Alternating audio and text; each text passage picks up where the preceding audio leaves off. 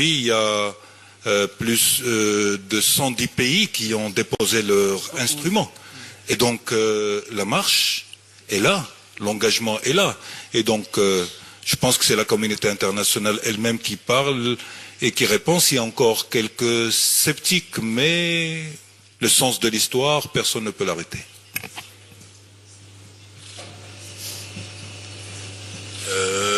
Madame? Ayola Kasim from Nigeria. I just want to know if, over the years, COP Extend goes into overtime. So we want to know, are we going home early today? Thank you. Ben, écoutez, vous êtes le bienvenu, vous êtes dans un pays accueillant, il fait beau, il faut en profiter, c'est vrai, nous aussi on aimerait bien le faire, mais la parole revient aux négociateurs. Si les négociateurs terminent aujourd'hui, la séance de clôture se fera... Pardon? Vas-y, continue. Vas-y, je t'entends pas.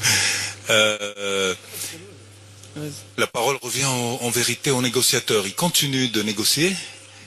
On est déjà en décalage par rapport au planning qui était prévu aujourd'hui. Peut-être que cela va continuer jusqu'à demain, on verra. Mais en tout cas, vous êtes toutes et tous les bienvenus. Hein. Alors, tu as demandé la parole depuis tout à l'heure. Oui, je suis en train de les voir. Il y a beaucoup de sollicitations. Après, je viens vers vous. Monsieur le Président, est-ce que vous pouvez nous expliquer, Mohamed Chakir, le 360, les prochaines démarches que vous allez mettre en œuvre pour appliquer la proclamation de Marrakech? Et quelle assurance pouvez-vous donner à certains pays vulnérables qui ont qualifié cette proclamation de promesse? Merci. Nizar. Oui, merci. Alors aujourd'hui, comme vous le savez, sur la base des différentes négociations, différentes discussions et sur la base aussi du Global Action Agenda de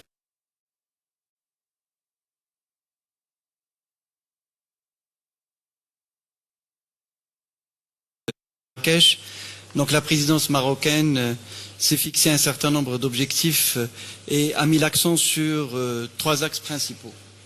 Le premier axe porte sur l'aspect financement.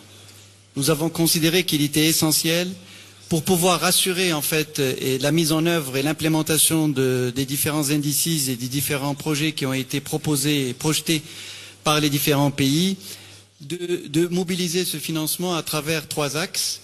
Le premier axe, c'est celui qui consiste à avoir une budgétisation sensible au climat, c'est-à-dire intégrer les indices, intégrer les objectifs de développement durable dans le cadre des budgets des États. Et nous avons, dans ce cadre-là, lancé une initiative qu'on a appelée l'initiative CAPE, qui vise véritablement à proposer une approche à l'ensemble des pays et qui sera présentée en mai prochain sous la présidence marocaine, donc au niveau des assemblées de la Banque mondiale de printemps. Le deuxième objectif, c'est celui de travailler sur l'adaptation. Comme vous le savez, nous avons déjà obtenu des résultats concrets dans le cadre de la feuille de route des pays développés sur les fameux 100 milliards de dollars. Donc aujourd'hui, il y a eu un engagement qui a été pris pour augmenter de 54% les engagements en matière de finances publiques pour arriver à 67 milliards à l'horizon 2020. Nous avons aussi obtenu qu'on double la part de l'adaptation pour passer de 12% à 25%. Nous avons obtenu que les banques de développement puissent être entre 25 et 30% sur l'adaptation. Et donc ça concerne essentiellement les pays du Sud. Ça concerne essentiellement, je dirais, donc les projets qui visent les citoyens et qui permettent d'assurer donc un environnement sain. Et nous avons aussi, et nous allons travailler tous ensemble sur les métriques, qui est en fait le verrou qui permettra de mobiliser plus de fonds pour l'adaptation. Le troisième axe, c'est l'axe principal, c'est celui de comment passer, et Monsieur le Président l'a déjà dit, comment passer donc de milliards à des trillions en fait à ce niveau. En termes d'investissement, c'est surtout pour attirer l'investissement privé. Donc l'idée, c'est de comment mesurer et assurer un meilleur effet de levier, comment renforcer en fait l'épargne verte, comment développer, il y a eu déjà une plateforme qui a été mise en place, développer et attirer les fonds de pension, comment attirer également donc la philanthropie et la plateforme a déjà été mise en place par le Maroc et le GEF, et comment aussi développer, je dirais, les assurances et leur implication dans l'aspect financement. Le deuxième axe, c'est l'axe du renforcement de capacité qui est un axe fondamental. Et au niveau du renforcement de capacité, nous avons le NDC Partnership que nous coprésidons avec l'Allemagne.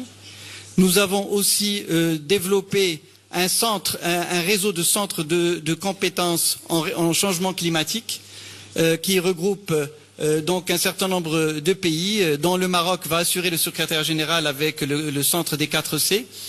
Et nous avons aussi assuré un réseau également donc d'innovation climatique, et notamment en Afrique, pour pouvoir également développer et appuyer l'innovation. Sans parler de l'agenda de l'action, qui a été en fait très précis pour chaque thématique. Nous avons, je dirais, l'agenda pour l'année 2017 qui est intégré dans le cadre de l'agenda de la présidence marocaine. Je voudrais rendre à cette occasion hommage et souligner et remercier également le fonds d'adaptation public-privé de 500 millions de dollars qui a été créé à l'occasion de cette COP et qui va être orienté vers l'adaptation. Donc c'est aussi une belle annonce.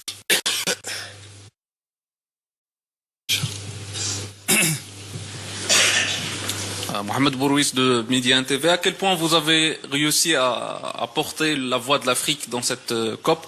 Quelles sont les initiatives concrètes, les décisions et les actions que vous avez quand même pu emporter? Vous avez tous suivi le premier sommet africain de l'action qui a été organisé en marge de ce sommet, de cette COP. Un sommet dans lequel des choses concrètes ont été annoncées. Naturellement, il y a des initiatives qui sont portées et qui sont claires. Les initiatives sur les énergies renouvelables, et c'est en marche. L'initiative AAA pour l'agriculture, l'initiative SSS, mais également les priorités qui ont été également ajoutées par rapport à la problématique des forêts et de l'eau, par rapport à la problématique de la désertification du Sahel et de l'immigration climatique, mais également tout ce qui est en relation avec les problématiques des îles et des États insulaires. Donc, 3 importantes commissions ont été annoncées avec des leaders africains, chefs d'État, qui vont les porter, avec naturellement un leadership qui a été demandé par les chefs d'État et de gouvernement présents pour que Sa Majesté s'implique et en fait Sa Majesté porte ces différentes initiatives. Donc, beaucoup d'initiatives pour l'Afrique. L'Afrique était présente, très bien représentée. Un grand hommage à rendre à tous les Africains qui ont participé naturellement activement durant cette COP. C'est aussi d'autres initiatives. Je ne voudrais pas revenir sur les détails, sauf si Hafi voudrait apporter d'autres précisions. Non, Monsieur le Président, je crois que vous avez dit l'essentiel. Le sommet africain a fait donc l'inventaire de ces grands projets, de ces grandes initiatives, et surtout le lien entre la dégradation du milieu naturel et les questions de stabilité, de migration écologique. Mais c'est également attelé à la restauration des grands équilibres. Je crois que les 3 commissions qui ont été créées sur le bassin du Congo, sur les États insulaires, sont des initiatives extrêmement importantes. Et il y a aussi les autres initiatives qui concernent l'Afrique, comme les initiatives donc des oasis, les initiatives de la Grande Muraille Verte, qui est un très grand projet qui est porté par toute l'Afrique, donc d'est en ouest, et également tout ce qui concerne les forêts et le lien, surtout le pont entre les forêts méditerranéennes et les forêts sahélo-sahariennes, où la jonction justement est assurée par cette question qui influe sur toutes les mobilités, notamment les migrations écologiques. Oui, si vous permettez, sur ce point, je voudrais également parler de trois grands axes qui ont été réalisés ici et lancés à Marrakech. Le premier porte sur le renforcement de la finance verte, où nous avons eu aujourd'hui 25 pays africains qui se sont impliqués pour créer un réseau des bourses et des autorités de régulation pour la mobilisation de la finance verte, pour pouvoir avoir des obligations vertes. Et entre parenthèses, je tiens à dire que le Maroc a lancé sa première obligation verte souveraine dans le domaine de l'énergie renouvelable à travers Mazen. Et nous avons eu aussi une autre obligation verte privée lancée par la Banque marocaine du commerce extérieur, Bank of Africa, pour pouvoir financer des projets verts. Nous avons aussi créé, et à l'initiative du Maroc avec la Banque mondiale, le fonds public-privé pour l'infrastructure verte en Afrique, le GGIF, donc qui a été lancé le 16 novembre dernier et qui vise à mobiliser donc les moyens, et nous avons pu obtenir, et je crois que c'est ça l'élément le plus important, les fonds souverains vont également faire partie et s'impliquer dans la mise en place de ce fonds d'infrastructure verte au profit de l'Afrique, sans parler de ce que j'ai déjà dit, le réseau africain des centres d'innovation climatique, et nous travaillons pour la mobilisation de fonds pour aider les start-up en Afrique pour trouver des solutions pour l'Afrique et de développer des technologies propres à nos besoins et en fonction de nos coûts. Merci Nizar, l'action est en marche. Mademoiselle.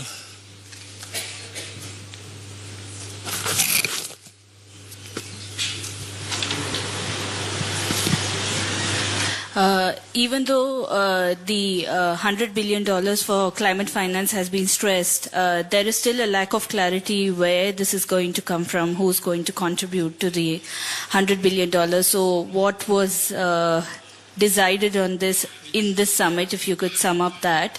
And secondly, words going around that agriculture and agriculture-related adaptation concerns have been left out of the documents that are being negotiated at this summit. Why is it? Why did that happen? Oui, alors concernant donc je vous remercie pour cette question parce que c'est un des points fondamentaux qui a permis, en fait, sur laquelle on a beaucoup travaillé avec les pays du Nord. Et comme vous le savez, en fait, la feuille de route a été portée essentiellement par la Grande-Bretagne et l'Australie. Et en fait, d'abord, de quoi il s'agit? Il s'agit de mobiliser donc 100 milliards de dollars à l'horizon 2020 au profit donc des pays du Sud. Et ce sont les pays du Nord qui vont assurer cela. Et sur quoi on a beaucoup mis l'accent, c'est comment assurer en fait une véritable clarification de ces fonds. D'où vont venir ces fonds? Alors 2/3 de ces fonds vont venir du secteur public. Et donc il s'agit des États qui vont apporter donc des financements, qu'il s'agisse de financements concessionnels ou qu'il s'agisse d'un financement public classique, pour les faciliter donc la possibilité aux différents pays du Sud d'assurer l'implémentation de leurs indices. Il s'agit aussi, l'autre tiers viendra du secteur privé. Et nous avons aussi tenu à ce qu'il puisse y avoir une différenciation entre le financement multinational et le financement bilatéral, parce que c'était un des problèmes majeurs qu'il y a eu à Paris et qui a fait qu'on avait une double comptabilisation. Donc on a réussi à assurer une comptabilisation plus claire pour pouvoir avoir plus de visibilité par rapport à ce financement. Sur la question relative à l'agriculture, je tenais à dire, et peut-être si le Hafi aura plus d'informations que moi là-dessus, c'est que c'est vraiment quelque chose qui a été porté par le Maroc. Il y a une volonté forte de pouvoir avancer et de sortir avec une décision ici à Marrakech. Malheureusement, il y a eu pas mal de résistance. Nous avons quand même rapproché en fait les différents points de vue et nous avons réussi à ce que ce point reste inscrit dans le cadre du Substa, par rapport à, pour le présenter et venir avec une décision, un projet de décision à Bonn. Et nous travaillons d'arrache-pied, et je crois que c'est un des axes fondamentaux qu'a mis le président donc dans le cadre du plan d'action du Maroc en tant que présidence, pour parvenir à trouver des solutions claires et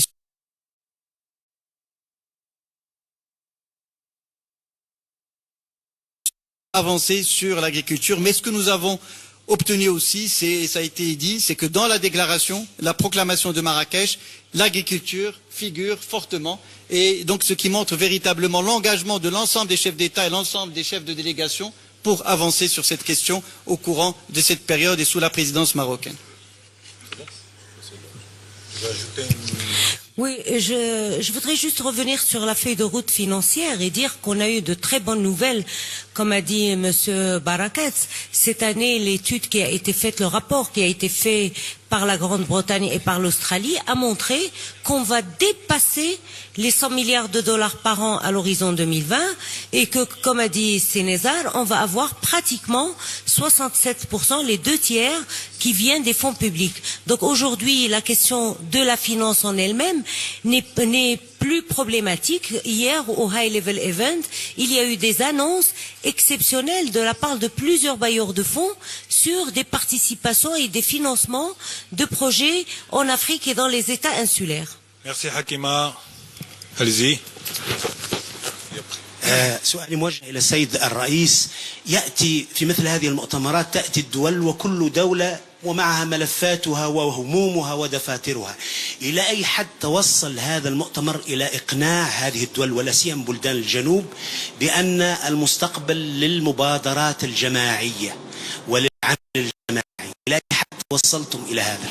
يمكن أن أؤكد لك بأن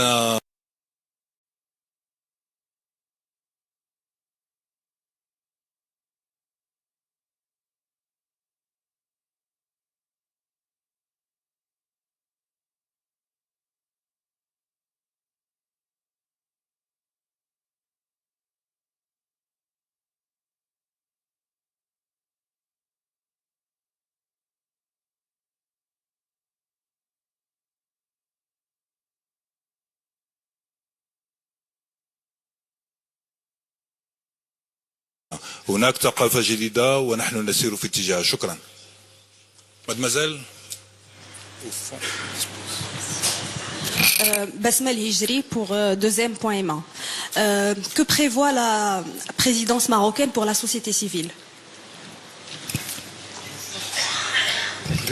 Merci de votre question. Simplement un rappel d'abord, si vous permettez, de quelques faits marquants qui, à mon avis, ont marqué les activités de la société civile durant cette période.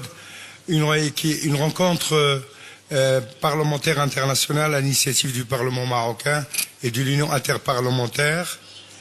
Une mobilisation des universités marocaines avec une rencontre internationale de 160 présidents d'universités, 30 académies d'Afrique avec une déclaration et un plan de travail commun. Le deuxième sommet des élus locaux et régionaux, après celui de Paris qui a regroupé plus de 800 élus locaux et régionaux, là aussi avec une feuille de route sur le financement. Une COP, à mon avis, qui a été marquée du point de vue de la société civile par l'intervention importante des acteurs culturels, plus de 10 expositions, 2 grands concerts, toute une série des concours de films de jeunes. Une mobilisation des syndicats d'Afrique, 40 syndicats d'Afrique ont tenu une rencontre ici à Marrakech en présence de Madame Chala Bureau.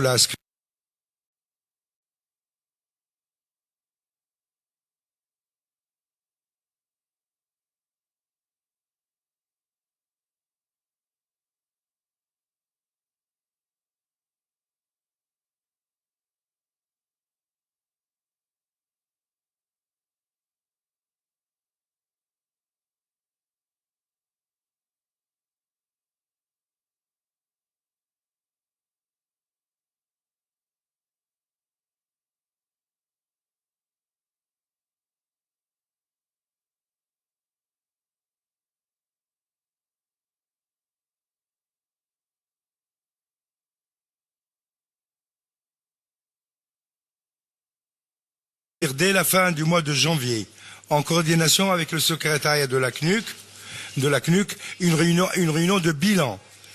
Une réunion de bilan partagée entre la présidence marocaine et les réseaux d'acteurs de la société civile et en même temps un plan de travail en commun durant la présidence marocaine.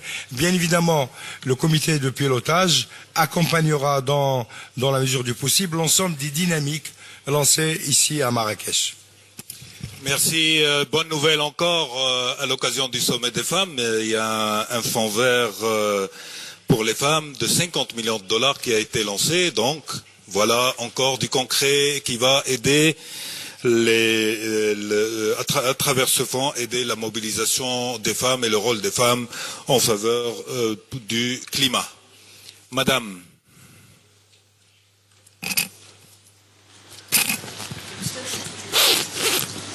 Jane Lapiner from the North Coast Journal in California. Given the catastrophic weather events that have happened in the last 4 years, I'm wondering, I don't hear enough urgency why we're talking about 2050 instead of 2030, say.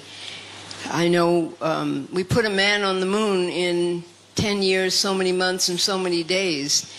And this is way more critical than that. And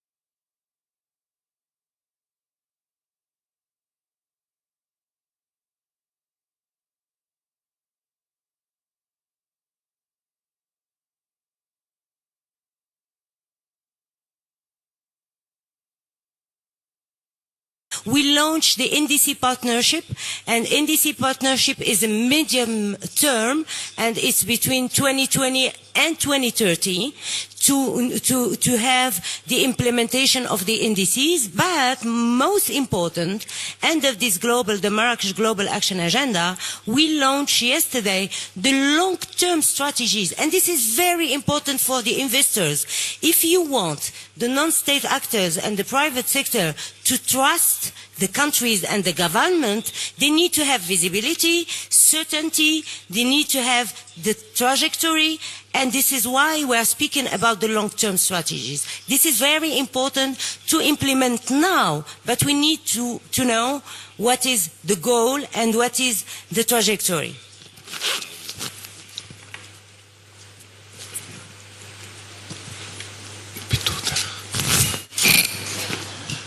Bonjour, Zakaria El-Harj de l'Économiste.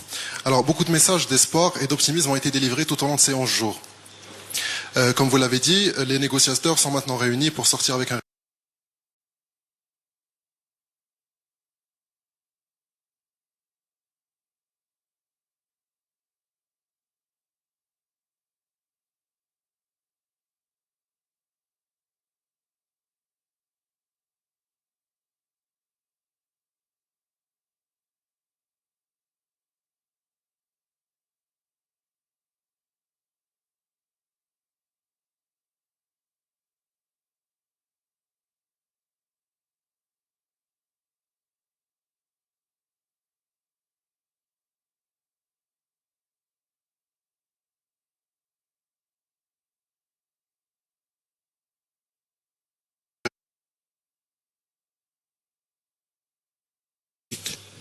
Donc, c'est une question de négociateur, certainement très technique, mais je m'attends, et l'appel je l'ai lancé hier,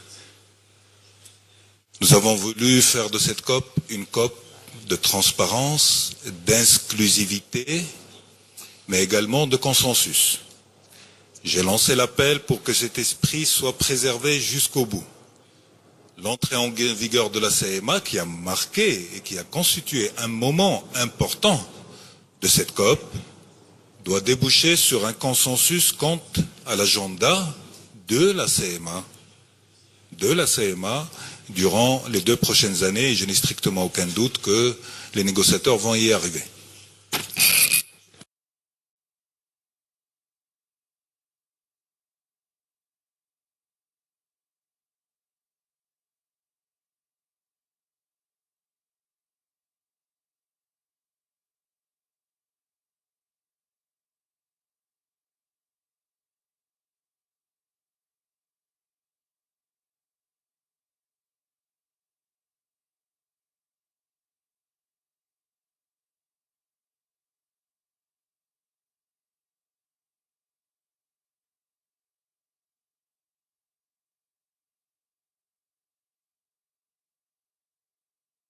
سعداء بهذا النجاح الباهر لهذا القمة المناخية العالمية واللي اعطت صدى وصيت طيب لصورة المغرب.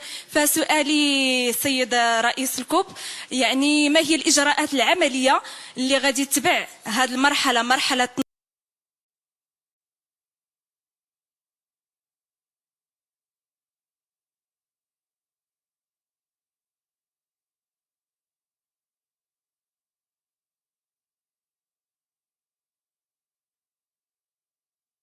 تنظيم الكوب 22 هنايا في مدينة مراكش بالنسبة للمغرب، المملكة المغربية، وبالنسبة للقارة الإفريقية على مستوى القاري؟ شكرا.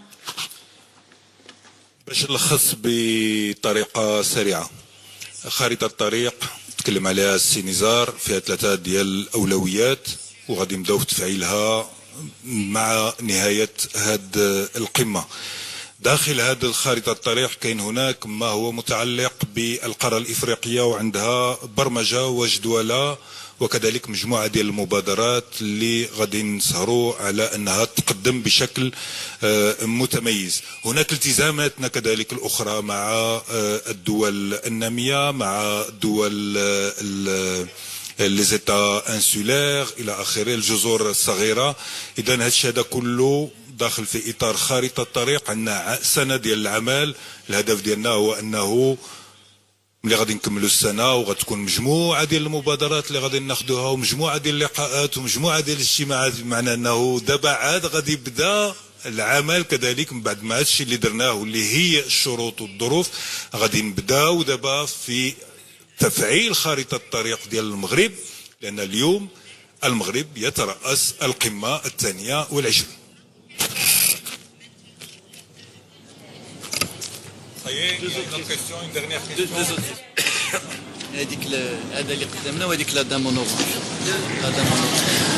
Thank you. Marlo Hood with Agence France Presse. On this last day of the COP, would you care to deliver a direct message to Donald Trump? Message direct que tu veux donner à Donald Trump. Donne un message. Félicite. Le message de la COP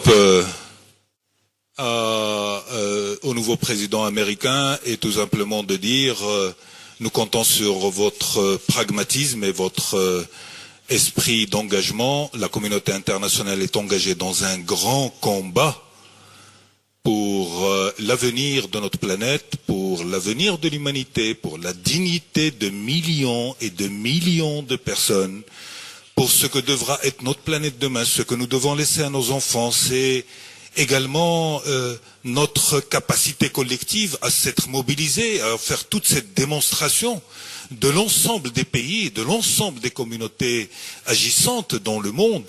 Au nom de tout cela, naturellement, l'attente est claire. Nous continuons le chemin, nous allons continuer à tracer notre cap.